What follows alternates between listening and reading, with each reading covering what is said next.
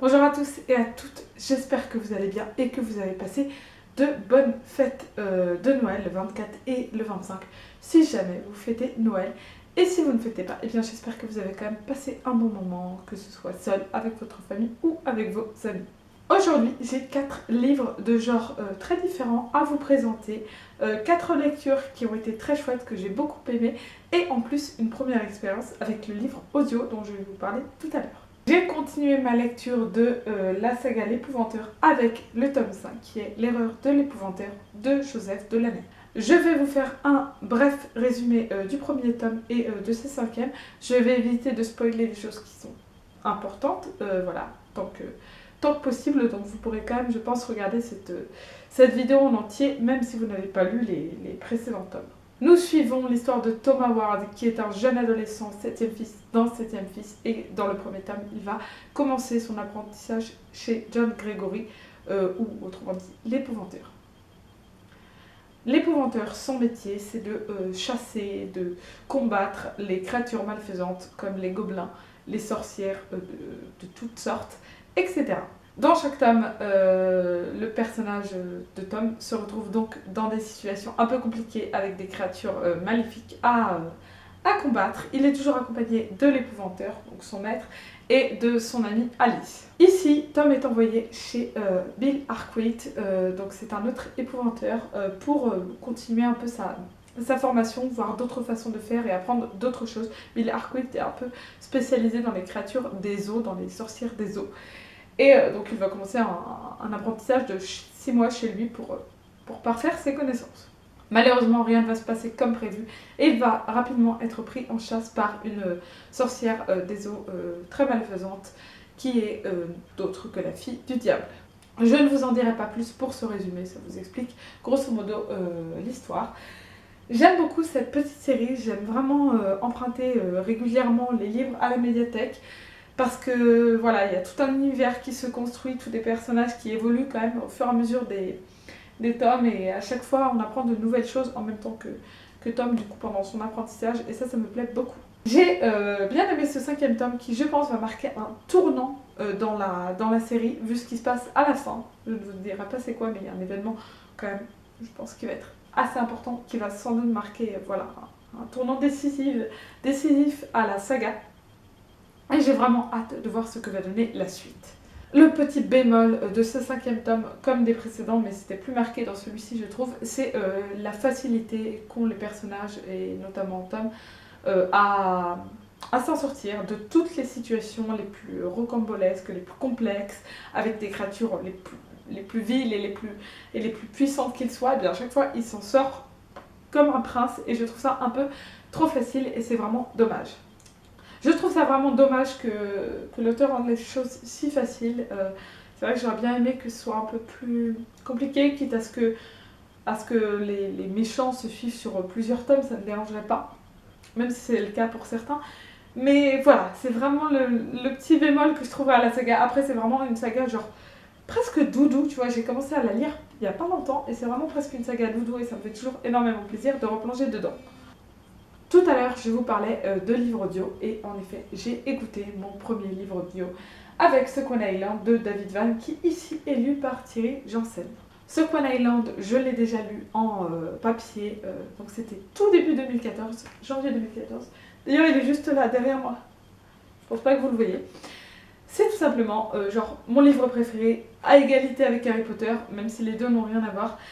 Et du coup, l'écouter en audio, c'était un véritable plaisir. En effet, il y avait le challenge 24 heures de lecture, et du coup, le jour même, je me suis dit non mais c'est pas possible, je vais pas...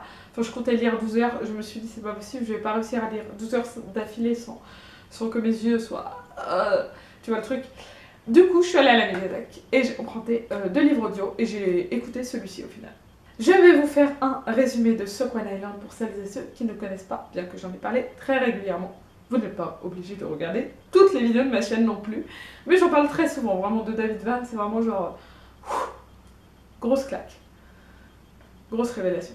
Nous nous retrouvons en Alaska sur une île sauvage qui s'appelle Sequan Island avec Jim et Roy, donc le père et le fils de 13 ans, qui vont partir vivre un an tout seuls sur cette île. Ils ont pour objectif d'apprendre à se débrouiller seuls et d'apprendre à mieux se connaître. Roy est pas trop partant pour le truc, il l'a plutôt fait pour son père, mais voilà, en tout cas, il se retrouve seul pendant des mois sur une île en plein Alaska. Et il va survenir quelque chose, un événement décisif, un événement important, que bien sûr je ne vous révélerai pas, mais qui fait vraiment toute la puissance du roman. La première fois que j'ai lu ce livre, j'étais genre, mais what? Qu'est-ce qui se passe? J'étais tellement sur les fesses, je n'en revenais pas. J'ai dû lire plusieurs fois le passage en question. C'est ceux qui l'ont lu savent de quoi je parle. Avant de me dire, ok, ça c'est bien produit. Et c'était genre, la claque littéraire de ma vie, je pense. La grosse claque. En plus de ça, il y a plein de descriptions très chouettes. Voilà, on se retrouve dans un huis clos en pleine nature. Et juste, ça c'est génial de réussir à faire un huis clos en pleine nature. Enfin, je sais pas si vous vous rendez compte du truc. Et donc voilà, c'est... j'adore, mais vraiment j'adore. Si vous n'avez pas lu ce livre, lisez-le. Vraiment, je vous le recommande. Il peut paraître un peu longuet, il ne peut ne pas plaire à tout le monde, j'en ai conscience, mais vraiment je pense que c'est très intéressant à lire. Lisez-le quand vous êtes émotionnellement prêt à quelque chose de pas forcément facile, je préfère prévenir. Mais voilà, franchement, ce livre, juste... Je vais quand même un peu parler de mon expérience avec le livre audio, puisque c'était aussi l'intérêt de vous reparler encore une fois de Squan Island. Alors le livre audio. J'étais tellement curieuse, je vois tellement de gens en parler depuis des mois. Et moi je suis très contente. J'ai pu faire d'autres choses en même temps, j'ai fait un petit peu de ménage, un petit peu de machin, truc. Celles et ceux qui font de la couture, du crochet, qui dessinent, peuvent le faire en même temps et ça je trouve ça vraiment top. Moi je ne sais pas dessiner, je ne fais ni couture, ni crochet, ni quoi que ce soit. Mais vraiment si vous faites ces activités là, et bien le livre audio ça peut vraiment vous plaire. Hop, vous balancez le livre audio. Ça vous permet de lire et de faire une activité manuelle en même temps, c'est plutôt chouette, non? Il faut évidemment que ce soit bien lu, que la personne qui lit, ce soit agréable à vos oreilles, parce que sinon ça va juste pas le faire. Donc j'avais emprunté le liseur du 6h27, et j'accrochais moins avec la voix de la personne qui lisait.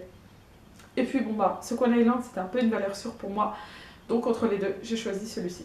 J'ai trouvé que Thierry Janssen mettait vraiment bien en place tout cet univers qu'il y a dans Squan Island. J'ai bien aimé la façon, le timbre de voix qu'il prenait pour faire la voix du père, parce que je trouve que ça rendait le personnage encore plus agaçant et je pensais pas que c'était possible et vraiment, il y a un petit jeu d'acteur qui est fait, c'est plutôt sympathique. Je souligne aussi le gros avantage du livre audio par rapport au livre papier, c'est que pour certaines personnes qui par exemple sont déficientes visuelles ou sont dyslexiques et parfois auront des difficultés à lire et auront quand même envie de le faire, eh bien le livre audio a cet énorme avantage d'être accessible à beaucoup plus de personnes, mis à part les personnes malentendantes ou non entendantes. J'ai en effet fait un service civique pendant 9 mois dans une association qui s'appelle l'association Valentin Huy, qui est une association pour les personnes déficientes visuelles. C'était une très bonne expérience et je parlais justement de la lecture audio. Et en fait c'était un peu dommage parce que j'avais jamais eu l'occasion de tester, donc là je suis contente de l'avoir fait. Je préfère le papier, voilà, c'est plus agréable pour moi, j'aime bien avoir un truc entre les mains, je supporte pas de rien faire en fait, donc c'était très difficile de juste me poser et d'écouter. Mais je trouve que ça peut être super pour certaines personnes, donc je recommande, si vous avez jamais testé, je recommencerai à l'occasion, peut-être plus avec des livres que j'ai déjà lus comme j'ai fait là, mais vraiment une chouette expérience. Je vais vous parler rapidement de Mon Père Noël de Vincent Cuvelier et Célestin, donc Célestin qui a fait quelques illustrations pour ce livre. Je l'ai lu dans le cadre du Cold Winter Challenge, je l'ai emprunté à la bibliothèque parce que j'avais rien qui correspondait au thème de Noël pour le challenge, donc j'ai pris un peu le premier livre qu'on m'a conseillé. C'est l'histoire de Benjamin, un petit garçon qui veut passer Noël avec son père, seulement celui-ci travaille le 24 décembre. Du coup, Benjamin, il décide d'aller au centre commercial et là, il rencontre une jeune fille qui est très jolie. Et il rencontre surtout le Père Noël qui semble le reconnaître, ce qui est très bizarre puisque lui, Benjamin, il ne connaît pas le Père Noël. C'est une petite histoire sympathique qui se lit tellement vite, qui est vraiment bien pour les enfants, pour mettre vraiment dans l'ambiance de Noël, de tout ça, des fêtes. Et c'est rigolo, c'est sympathique. Bon, j'étais un poil déçue parce que je trouvais quand même que ça faisait pas assez Noël et que ça se terminait un peu trop rapidement. Mais en tout cas, l'idée était chouette et amusante. Voilà, j'ai passé un bon petit moment. Et pour finir, je vous parle de Libérer. Le combat féministe se gagne devant le panier de linge sale de Titou Lecoq. Ça parle des tâches ménagères, mais pas que. Tout part sur les tâches ménagères et en fait l'autrice nous explique en quoi les inégalités au niveau des tâches ménagères dans les couples hétéros hommes-femmes participent au sexisme et tout ça. Elle fait vraiment beaucoup réfléchir sur plein de sujets. Elle parle du harcèlement de rue, elle parle des inégalités salariales, de la charge mentale et plein d'autres sujets extrêmement intéressants et extrêmement importants. Et vraiment, j'ai beaucoup aimé parce que, bien que féministe depuis pas mal de temps déjà, et réfléchissant beaucoup à la question quand même, eh bien, j'avoue qu'il y avait des choses auxquelles j'avais pas spécialement pensé avant. Par exemple, la charge mentale, tout simplement. Dans mon couple, c'est plutôt moi qui la porte, donc je suis dans le couple hétéro. Et dans mon couple, c'est plutôt moi qui la porte, sans même que lui ou moi, on s'en rende compte. Et du coup, on a beau partager de manière plus ou moins équitable les tâches ménagères, puisque on fait la vaisselle ensemble, on fait le ménage ensemble à chaque fois. Donc voilà, à part la cuisine et 2-3 petites tâches par-ci par-là, globalement, on partage les tâches. Mais je porte la charge mentale. Et voilà, c'est plein de petites choses comme ça, des trucs que tu vas ramasser par terre, genre les chaussettes, etc. C'est d'ailleurs écrit après avoir lu ce livre. Vous ne ramasserez plus une chaussette qui traîne par terre, mieux vous le vivrez bien. Il faut vraiment que j'essaie de ne plus ramasser les chaussettes qui traînent par terre si elles ne sont pas à moi. Bref, je vais pas vous raconter ma vie, mais en tout cas ça fait réfléchir, je trouve, sur ce qui se passe dans son propre foyer, dans son propre couple, dans sa propre famille. Et c'est super intéressant. Je pense que ce serait vraiment bien que beaucoup de gens le lisent parce que ça permet vraiment, même aux personnes qui sont un peu déconstruites, de se rendre compte de certains problèmes qui perdurent. Même si on en a conscience, on peut toujours conscience de tout. En plus, l'autrice se base sur des sources, sur des statistiques, et donc c'est juste la vérité, et c'est juste, voilà, tu peux pas dire mais non, c'est pas vrai, puisqu'il y a des sources, il y a des statistiques, il y a des études qui ont été menées, etc. Malgré les sources, malgré les stats, ça se lit très bien, vraiment, j'ai un peu dévoré le bouquin, j'ai trouvé qu'il y avait des passages vraiment très intelligents, bien sûr, et aussi d'autres passages très drôles. Par exemple, Titou Lecoq appelle son mari ou son ami, je ne sais plus, Monsieur Chaussette, puisque celui-ci a la fâcheuse tendance de laisser traîner ses chaussettes. Donc voilà, Monsieur Chaussette, je trouvais ça plutôt drôle. Donc voilà, ce livre est vraiment génial. Je crois que je l'ai mis 17 sur 20 quand même, hein. Pas trop mal, hein, on va dire. Ah voilà, une superbe lecture, j'ai même envie de le relire et j'ai tellement envie de le faire lire à toute la terre entière, mon copain aussi, enfin bref. Je pense que vraiment, ce serait vraiment bien que tout le monde le lise. Elle coûte 17 €.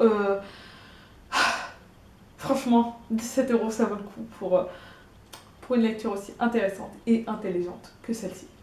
Voilà, c'est tout pour cette vidéo. J'espère que ça vous aura plu, j'espère que je vous aurai donné envie de lire ces livres qui ont été des chouettes lectures.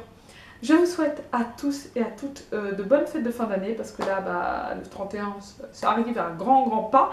Donc voilà, je vous souhaite de bonnes fêtes de fin d'année, que vous les fêtiez ou pas d'ailleurs. Enfin voilà, passez un bon moment, faites des choses qui vous font plaisir, soyez avec des gens qui vous avez envie d'être, et voilà, prenez du plaisir à fêter cette fin d'année, en tout cas, ou à ne pas la fêter.